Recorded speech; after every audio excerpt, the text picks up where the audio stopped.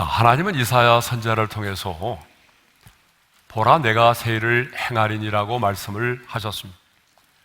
그래서 우리는 이 말씀을 지금 계속해서 함께 나누고 있습니다. 그러면 하나님이 행하신 새 일, 또 하나님이 앞으로 행하실 새 일은 무엇을 말할까요? 하나님이 행하신 새 일은 19절 하반절에서 이렇게 말하고 있습니다. 내가 반드시 광야의 길을 사막의 강을 내리니라고 말씀하고 있습니다. 그러면 왜 하나님은 하나님이 행하신 또 행하실 새 일을 광야의 길을 내시고 사막의 강을 내는 것으로 말씀하고 있을까요? 우리가 지난번에 살펴본 것처럼 하나님이 행하실 새 일은 상상을 초월한 방식으로 하나님이 그 일을 이루시기 때문입니다. 우리 인간의 이성과 상식을 뛰어넘는 방식으로 하나님이 그 일을 이루시기 때문에 광야의 길을 내시고 사막의 강을 낸다라고 말씀을 하신 것입니다. 자, 그러면 이제 좀 더 구체적으로 하나님께서 이미 행하셨던 그 새 일, 또 앞으로 하나님이 행하실 그 새 일은 뭘까요? 우리가 시간의 관점에서 보게 되면 과거와 현재와 미래의 관점에서 하나님이 행하신 또 하나님이 행하실 새 일을 살펴볼 수 있습니다.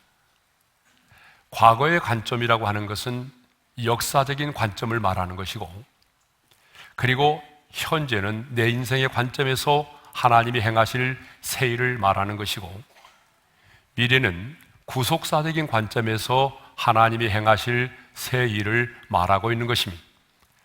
자, 그러면 첫째로 역사적인 관점에서 하나님이 행하신 새 일에 대해서 살펴보도록 하겠습니다. 역사적인 관점에서 하나님이 행하신 새 일은 바벨론에서 70년 동안 포로 생활을 하고 있던 유다 백성들이 그 포로 생활을 청산하고 예루살렘으로 귀환하는 것을 말하죠. 그래서 우리는 지금까지 역사적으로 하나님께서 유다 백성들에게 어떻게 이 일을 이루셨는지에 대해서 살펴보았습니다. 하나님께서 역사적으로 어떻게 유다 백성들에게 이 놀라운 새 일을 행하셨습니까? 복습하는 의미에서 잠깐 언급하겠습니다. 먼저 하나님은 약속의 말씀을 주심으로 이 일을 행하시죠. 여러분, 성경을 보게 되면 하나님은 한 번도 말씀하시지 않으시고 일을 행하신 적이 없습니다. 그래서 바벨론에 포로된 유다 백성들을 예루살렘으로 귀환하는 일을 하실 때도 에레미야 선지자를 통해서 70년 포로 생활이 끝이 나면 예루살렘으로 돌아가게 될 것이라고 미리 말씀을 하셨습니다. 그런데 하나님은 전능하신 분이시지만 언제나 사람을 통해서 일을 행하신다는 사실이죠. 그래서 하나님은요, 고레스가 태어나기 150년 전부터 그의 이름을 언급하시고 그 고레스를 통해서 하나님께서 이 놀라운 일을 이루실 것을 말씀하셨습니다. 좀 더 구체적으로 말씀드리면 이 고레스라고 하는 사람에 의해서 피 흘리지 않고 전쟁을 하지 않고도 바벨론 제국이 무너질 것이라고 말씀하셨어요. 그런데 실제로 무혈입성을 통해서 바벨론 제국이 페르시아의 왕인 고레스에 의해서 무너졌습니다. 그리고 고레스는요, 바벨론 제국을 정복한 이후에 칙령을 내렸어요. 그래서 포로된 유다 백성들로 하여금 예루살렘으로 돌아갈 것을 명하였습니다.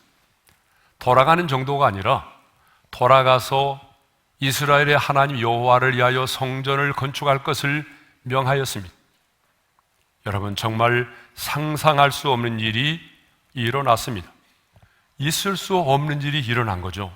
그런데 이 상상을 초월한 일을 누가 이루셨습니까?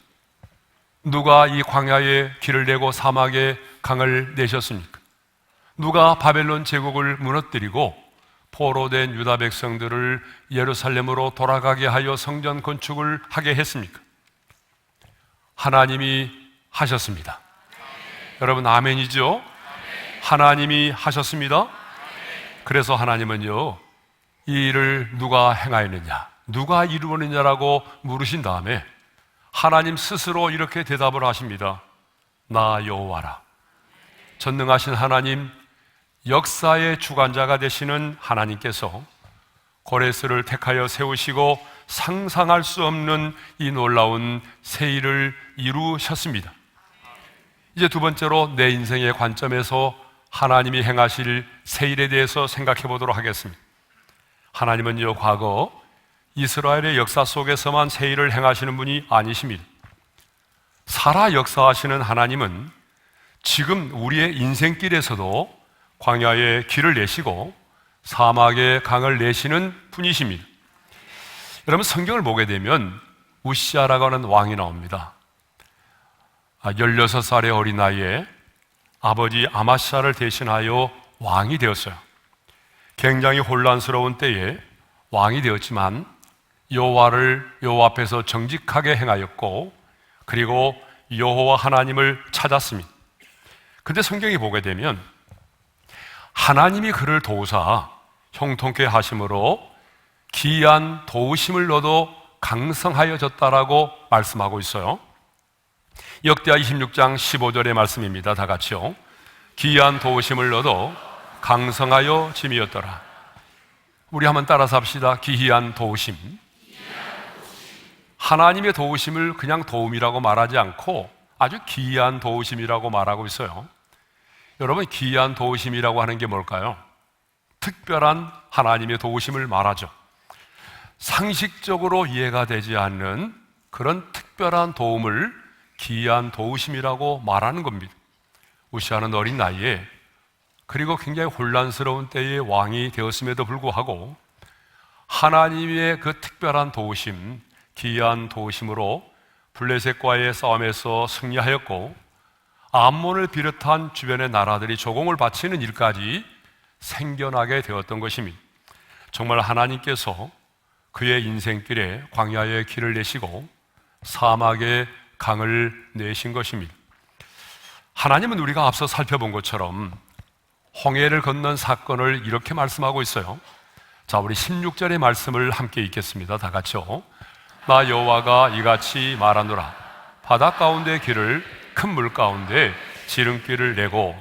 그런데 여기 사용된 내고라고 하는 말이 있죠. 이 말이 분사형입니다. 이 말은 무슨 말인가 하면 홍해를 가르시고 바다 가운데 길을 내시는 그 놀라운 기적의 사건이 과거의 단 한 번의 사건으로 끝나는 것이 아니라 앞으로도 계속하여 일어날 것임을 말씀하고 있는 것입니다. 그렇습니다, 여러분. 홍해를 가르사 바다 가운데 길을 내신 하나님은, 아니 광야에 길을 내시고 사막에 강을 내신 하나님은 지금도 저와 여러분의 삶의 현장 속에서 이 놀라운 새 일을 행하기를 원하십니다. 우리의 광야의 인생길에도 길을 내시고 우리의 인생의 사막에도 강을 내시기를 원하십니다. 그러므로 광야의 인생길을 거는 우리도 매일 광야의 길을 내시고 사막의 강을 만드시는 하나님의 새 일을 볼 수 있기를 바랍니다. 여러분, 우리 교회가 35년이 됐습니다. 제 목회도 35년이 됐는데 35년의 목회를 되돌아보니까 정말 하나님이 우리 교회와 제 목회 사역 가운데 광야의 길을 내시고 사막의 강을 만드셨습니다. 여러분, 기분 나쁘세요? 재수생 2명과 함께 교회를 개척해서 예배를 드리는데 하나님께서 이렇게 참 선한 영향력이 있는 교회로 세워주셨습니다. 여러분, 알다시피 교단을 초월하고 교파를 초월해서 연합한다는 것, 목사님들이 하나 된다는 것은 정말 어려운 일입니다. 그런데 그럼에도 불구하고 하나님께서 우리 교회를 도구로 사용하셔서 90여 교단, 16,000의 교회가 마음을 같이하여 함께 하나님을 예배하고 함께 부르짖어 기도하고 또 하나님의 사랑을 함께 흘러보내는 이런 통로가 되게 하여 주셨습니다. 하나님이 광야의 길을 내신 것입니다. 하나님이 사막의 강을 만드신 것입니다. 예. 그러므로 여러분 앞에 있는 문제 앞에서 너무 겁을 먹거나 좌절하지 않기를 바랍니다. 여러분의 길을 가로막고 있는 홍해바다 앞에서 불평하지 않기를 바랍니다. 지금 걷고 있는 광야의 인생길이 너무 힘들다고 포기하지 마십시오. 왜냐하면 우리가 만난 문제 속에 답이 있기 때문입니다. 이스라엘 백성들을 보십시오. 그들을 가로막고 있는 홍해바다 속에 답이 있었습니다. 그들이 만난 광야의 길이 있었습니다. 우리는 문제를 해결해 달라고 기도합니다. 문제를 피할 수 있게 해달라고 기도합니다. 그런데 하나님은 도리어 그 문제 앞으로 우리를 인도하실 때가 더 많습니다. 아니, 문제 속으로 우리를 몰아가십니다. 문제 속으로 믿음의 첫걸음을 내딛게 하십니다. 여러분, 이스라엘 백성들을 보십시오. 이스라엘 백성들을 저 홍해바다 앞으로 인도하신 분이 누구십니까? 하나님이십니다. 이스라엘 백성들이 선택하여 홍해바다 앞으로 간 게 아니에요. 하나님이 홍해로 이끄셨습니다. 이스라엘 백성들은 자신들의 앞길을 가로막고 있는 홍해가 죽음의 바다라고 생각을 했습니다. 이 홍해만 없으면 우리가 여기서 죽지 않을 수 있는데 저 홍해 때문에 죽게 되었다라고 생각을 했던 것이죠. 그런데 죽음의 바다라고 생각했던 그 홍해 바다 안에 길이 있었습니다. 누가 그 죽음의 바다라고 생각했던 그 홍해 바다 속에 하나님이 예비해 놓으신 그 길이 있다는 것을 누가 생각이나 했겠습니까? 이처럼 여러분, 문제 속에 하나님의 길이 숨어 있습니다. 진퇴양난의 상황, 사면초가의 상황이 도리어 하나님의 능력을 경험할 수 있는 조로의 기회가 된다는 것이죠. 여러분, 문제 속에 답이 있어요. 우리가 수능시험을 치른다든지 시험을 치를 때 보게 되면 그 문제에 답이 있는 거예요. 그 문제를 읽어놓고 다른 곳에서 답을 찾으면 오답이 되는 거예요. 여러분, 힘들어도 그 문제 속에 답이 있습니다. 그러므로 그 문제를 문제로만 보지 않기를 바랍니다. 믿음이란 이해되지 않아도 하나님을 신뢰하며 그 말씀에 순종하며 그 문제의 한가운데로 나아가는 것입니다. 여러분, 다윗도 마찬가지잖아요. 골리앗을 만났기 때문에 나를 위해 싸우시는 하나님을 만날 수 있었고 위대한 용장이 될 수가 있었습니다. 그리고 백성들로부터 다윗은 만만이라고 하는 칭송을 받는 지도자가 되었고 마침내 이스라엘의 왕이 되었던 것입니다. 다윗의 인생 가운데 만일 골리앗과의 만남이 없었다고 한다면 어떻게 되었을까요? 여러분, 한번 생각해 보세요. 골리앗의 인생 가운데, 다윗의 인생 가운데 골리앗을 만나지 못했다고 한다면 어떻게 되었을까요? 어쩌면 베들레헴 들판에서 평생 목동으로 지낼 수밖에 없었을 것입니다. 그러니까 골리앗과의 만남이 뭐예요? 인생의 터닝 포인트가 된 것입니다. 바울도 보십시오. 유라굴라라는 광풍을 만났기 때문에 풍랑을 잔잔케 하실 수 있는 하나님을 만날 수 있었습니다. 그리고 그 배를 타고 있던 275명의 사람들에게 구원의 소망을 줄 수 있는 사람이 되었습니다. 유라굴라라는 광풍을 만났기 때문에 제수의 신분으로 로마에 압송되던 그 사람이 그 배 안에서 가장 영향력 있는 사람이 되었던 것입니다. 만일 바울에게 유라굴라라고 하는 광풍이 없었다고 한다면 풍랑으로 인한 고생은 없었겠죠. 풍랑으로 인한 고생은 없었겠지만 그는 배 안에서 계속하여 제수의 신분으로만 남아 있었을 것입니다. 요셉도 마찬가지입니다. 억울하게 누명을 쓰고 감옥에 갇혔기 때문에 여러분, 꿈의 해몽을 통하여 애굽의 총리가 될 수 있었던 것이죠. 다니엘도 마찬가지입니다. 사자굴 속에 던짐을 받았기 때문에 바벨론의 왕과 백성들에게 하나님이 살아계신 하나님이심을 드러낼 수가 있었던 것입니다. 자, 여러분, 이것을 보게 되면 믿음은 말에 있지 않습니다. 믿음은 현장에 있습니다. 그러므로 지금 여러분이 만난 그 현장이 중요합니다. 지금 여러분이 경험하고 있는 그 고난의 현장이 중요합니다. 하나님의 음성을 듣고 믿음으로 도전하는 사람에게는 골리앗과의 만남이 내가 만난 인생의 풍랑이 기적의 현장이 될 수 있습니다. 절망의 현장이 소망의 현장으로 바뀔 수가 있습니다.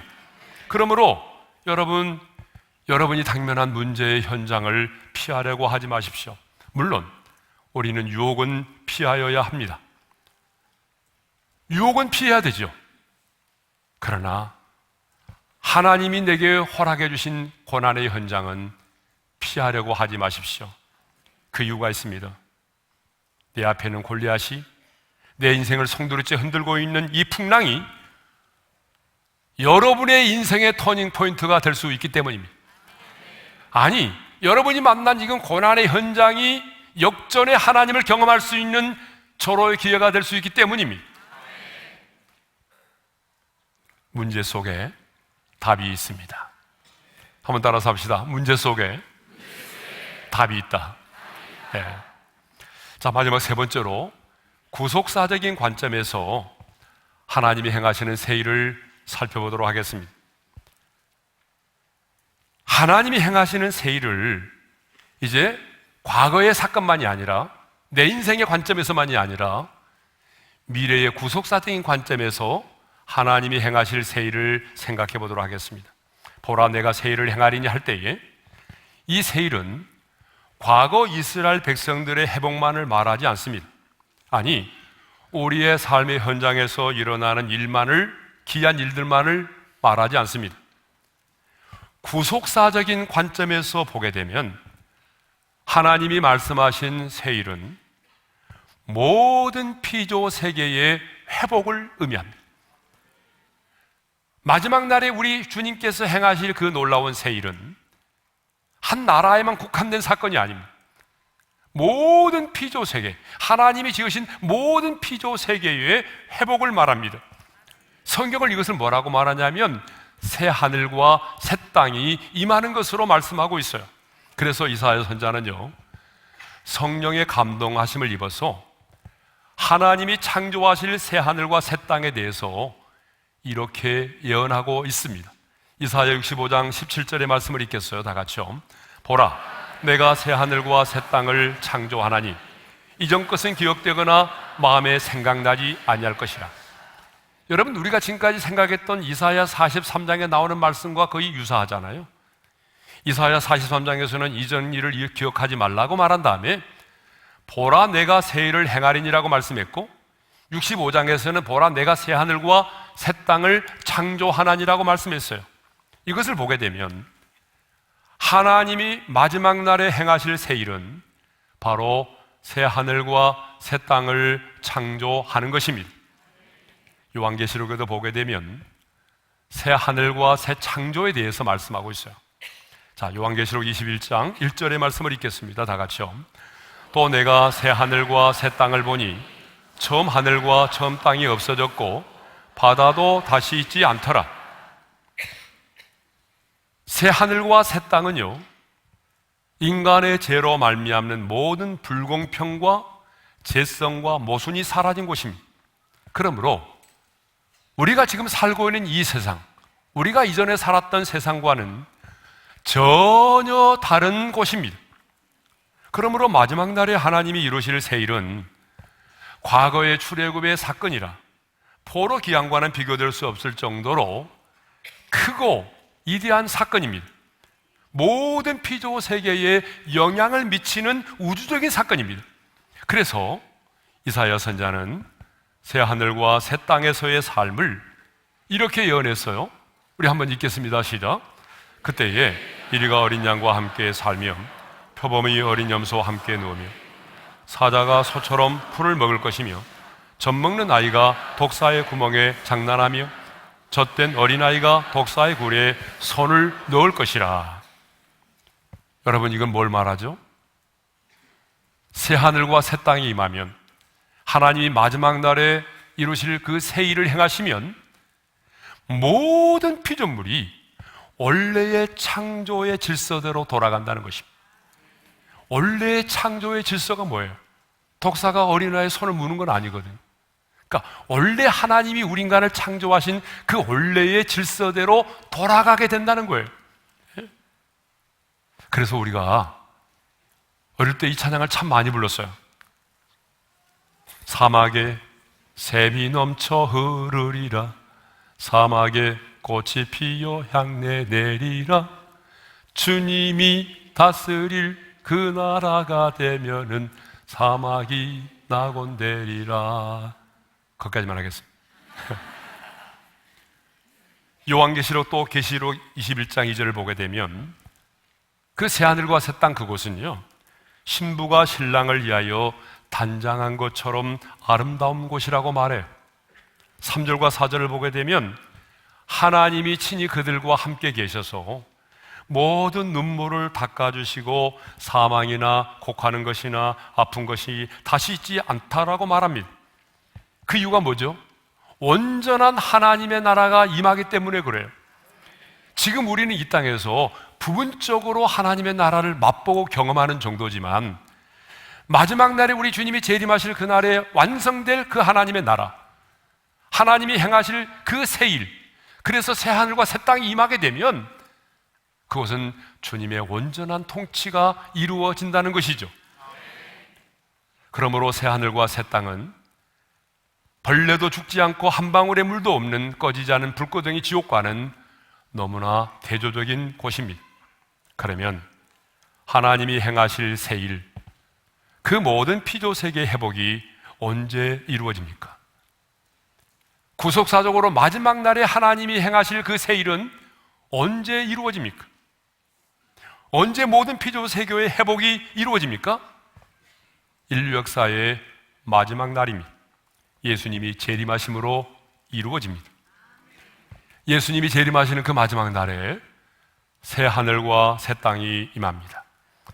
그리고 하나님이 지으신 새 하늘과 새 땅에는 하나님의 영광으로 충만하게 될 것입니다. 그리고 하나님 나라의 백성들은 그 새 하늘과 새 땅 가운데 거하며 살게 될 것입니다. 그리고 악한 자들에게는 의로우신 하나님의 심판이 임하게 될 것입니다. 그러면 누가 모든 피조세계가 회복되는 이 새일을 이루십니까? 하나님이십니다. 그래서 하나님은 우리더러 하나님의 자녀된 너희가 새일을 이루라고 말씀하지 않으시고 하나님 자신이 새일을 이루시겠다라고 말씀하시죠. 보라, 내가 새일을 행하리니. 누가 이 새일을 행하시겠다고 말씀하십니까? 여러분, 하나님만이 새일을 행하실 수 있습니다. 우리 피조물인 우리는 죽었다 깨어나도 이 새일을 행할 수가 없어요. 하나님은 새일을 행하시는 분이십니다. 하나님만이 우리의 인생의 광야의 길을 내시고 사막의 강을 만드시는 분이십니다. 그런데 하나님은 과거의 역사 속에서만 새일을 행하시는 분이 아니십니다. 그리고 마지막 날 우리 주님이 재림하시는 그때에만 새일을 행하시는 분이 아니십니다. 살아계신 하나님은 지금 오늘 우리의 삶의 현장 속에서 새일을 행하기를 원하십니다. 그래서 오늘 저와 여러분에게 말씀하십니다. 보라, 내가 새일을 행하리니. 하나님이 행하실 새일을 보라는 것입니다. 새일은 내가 행할 테니까 너희는 보라는 것입니다. 그러므로 여러분 당면한 문제 앞에서, 여러분의 인생길을 가로막고 있는 홍해 앞에서, 그리고 출렁이는 여러분의 인생의 풍랑 앞에서, 그리고 내 인생의 골리앗 앞에서 두려워하거나 불평하거나 그리고 원망하거나 포기하지 마십시오. 내가 만난 인생의 문제가 이해가 되지 않아도 하나님을 신뢰함으로 말씀 앞에 순종하며 나아가십시오. 여러분, 문제 속에 답이 있습니다. 문제를 문제로만 보지 말고 내가 만난 문제 속에 하나님이 숨겨놓은 길이 있다는 사실을 깨닫고, 내가 만난 문제 속에 하나님이 주시는 해답이 있다는 사실을 깨닫고, 이해가 되지 않아도 그분을 신뢰함으로 순종하여 믿음의 발걸음을 내디디시기를 바랍니다. 그럴 때 우리는 하나님이 행하시는 일을 보게 될 것입니다.